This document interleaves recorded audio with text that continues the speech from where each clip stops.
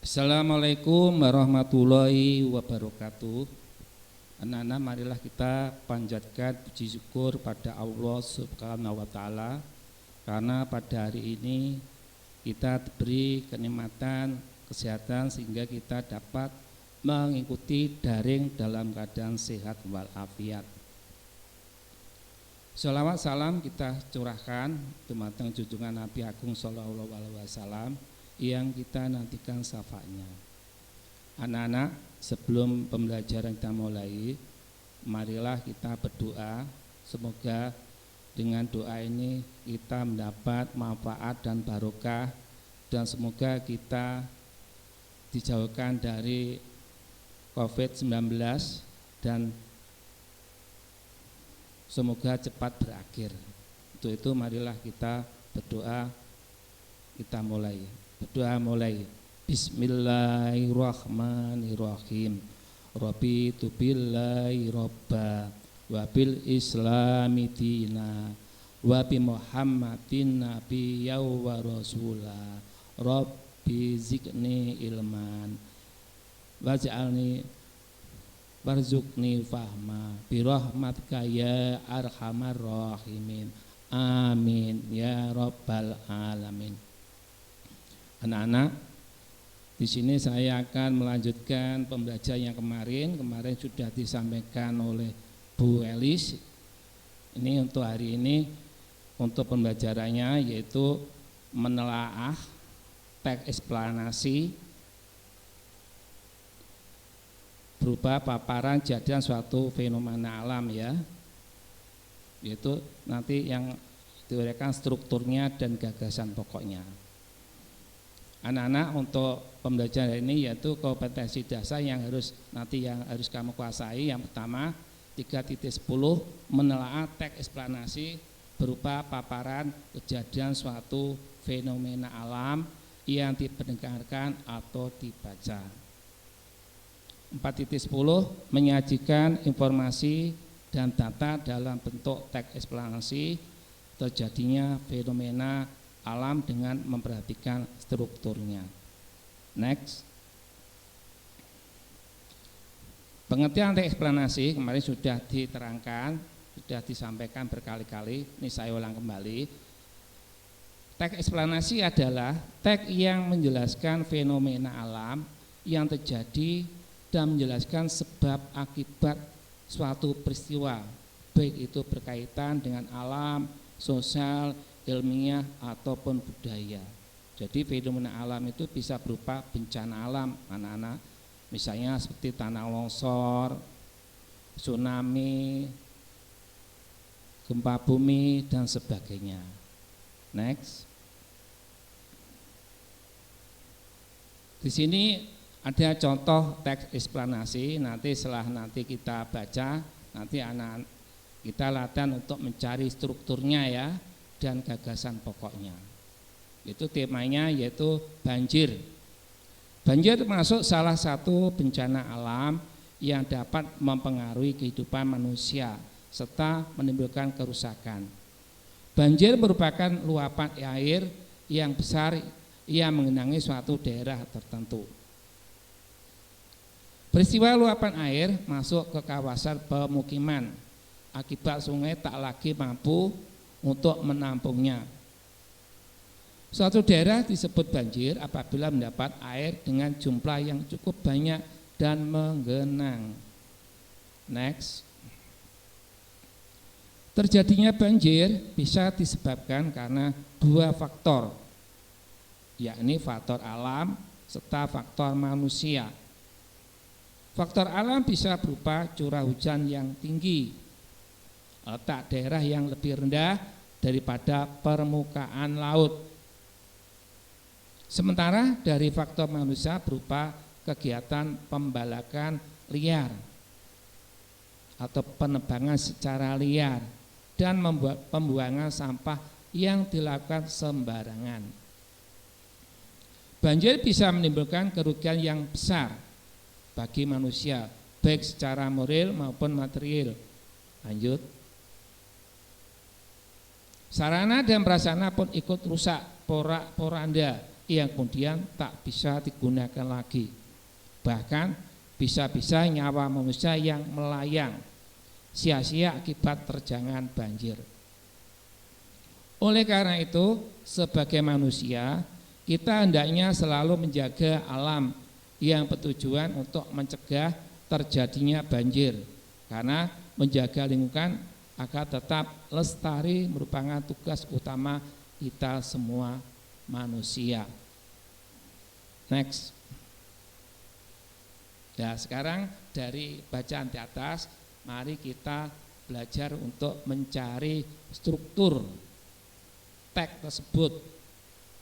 Jadi struktur itu meliputi pernyataan umum, deretan penjelas yang terdiri dari urutan sebab dan urutan akibat. Yang ketiga yaitu interpretasi, yaitu berupa opini atau pendapat tentang masalah yang sesuai dengan permasalahan. Di sini untuk pernyataan umum dari teks di atas, yaitu isinya banjir termasuk salah satu bencana alam yang dapat mempengaruhi kehidupan manusia serta dapat menimbulkan banyak kerusakan. Kemudian yang nomor 2 yaitu mencari urutan sebab, ya, atau akar permasalahan ya dari masalah banjir tersebut. Jadi isinya urutan sebab yaitu terjadinya banjir disebabkan 2 faktor, yakni faktor alam serta faktor manusia. Faktor alam bisa berupa curah hujan yang cukup tinggi, jadi hujannya deras, tidak berhenti sampai beberapa jam sehingga airnya meluap mengenangi daratan ya, dan sungai tidak bisa menampung. Sedangkan faktor manusia bisa berupa kegiatan pembalakan liar atau apa itu, atau bisa disebut dengan hutan gundul, dan pembuangan sampah yang dilakukan sembarangan. Jadi ini akan berakibat banjir. Karena apa? Karena kalau banyak sampah mengenangi sungai, otomatis sungai ini tidak bisa lancar, akhirnya airnya meluap. Dan meluap akhirnya masuk ke masyarakat. Kemudian yang ketiga urutan akibat. Akibat dari permasalahan, akibat dari perbuatan seseorang yang membuang sampah ya. Itu isinya apa? Banjir bisa menimbulkan kerugian yang besar bagi manusia, baik secara moral maupun material. Lanjut. Sarana dan prasarana pun ikut rusak, bahkan nyawa manusia bisa melayang sia-sia akibat terjangan banjir. Nah, ini akibat dari permasalahan atau perbuatan yang sewenang-wenang yang tidak memperhatikan tentang keadaan ya, seperti membuang sampah pada tempatnya, pembalakan hutan, akan berakibat seperti ini ya. Nanti yang susah siapa? Warga masyarakatnya akan mendapat dampak dari perbuatan tersebut yang tidak bertanggung jawab. Kemudian yang keempat yaitu interpretasi. Jadi ini berupa pendapat opini tentang permasalahan banjir ya. Oleh sebab itu sebagai manusia kita hendaknya selalu menjaga alam yang bertujuan untuk mencegah terjadinya banjir.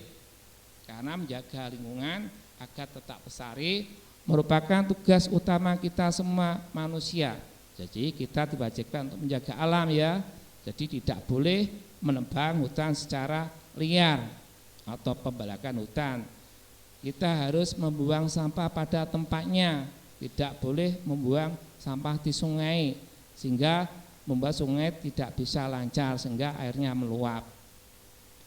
Next. Ya, sekarang yang C ini kita latihan untuk mencari gagasan pokok. Jadi gagasan pokok itu maksudnya mencari pikiran utama atau masalah yang dibicarakan dari per paragraf, apa yang dibicarakan atau yang diceritakan. Yaitu untuk paragraf pertama yaitu tentang banjir, suatu bencana yang mempengaruhi kehidupan manusia. Kemudian untuk paragraf kedua, isinya luapan air ke pemukiman akibat sungai tak lagi mampu menampungnya. Untuk paragraf yang ketiga, isinya terjadinya banjir disebabkan faktor alam dan manusia. Paragraf keempat, isinya banjir bisa menimbulkan kerugian yang besar bagi manusia. Next. Ini untuk paragraf yang terakhir, paragraf kelima, sebagai manusia hendaknya selalu menjaga alam.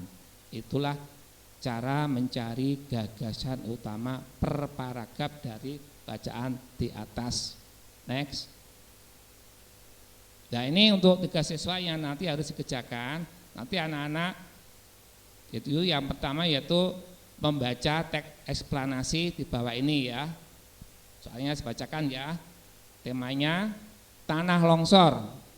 Longsor adalah sebuah peristiwa di mana terjadinya gerakan tanah atau bisa disebut geologi.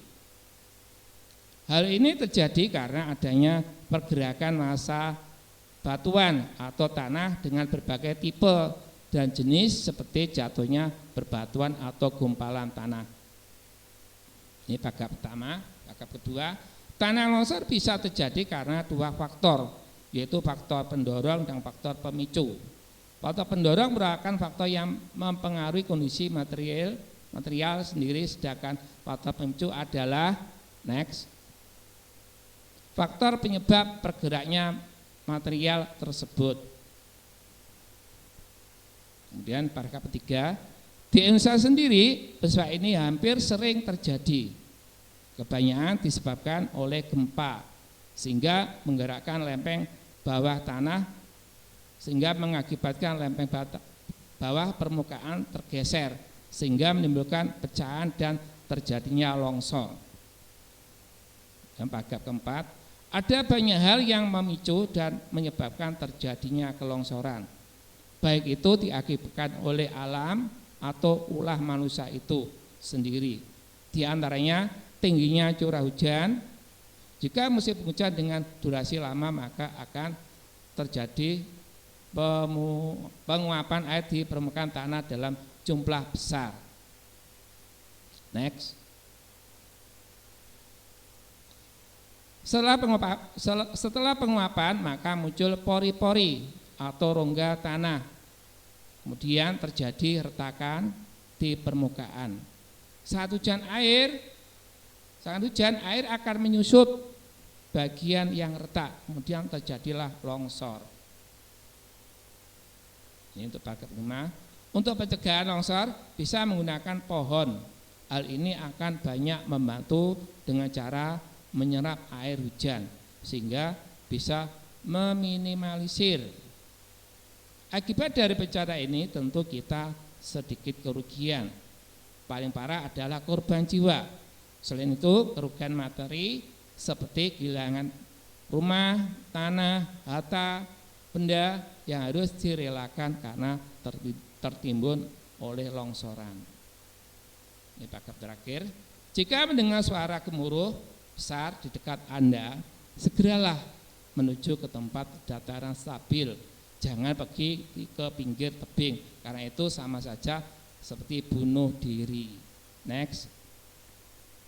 Nah, ini tugas anak-anak yaitu B, tentukan struktur teks tersebut. Jadi anak-anak disuruh untuk mencari pernyataan umum, urutan sebab, urutan akibat, interpretasi seperti contoh yang saya sampaikan tadi. Next.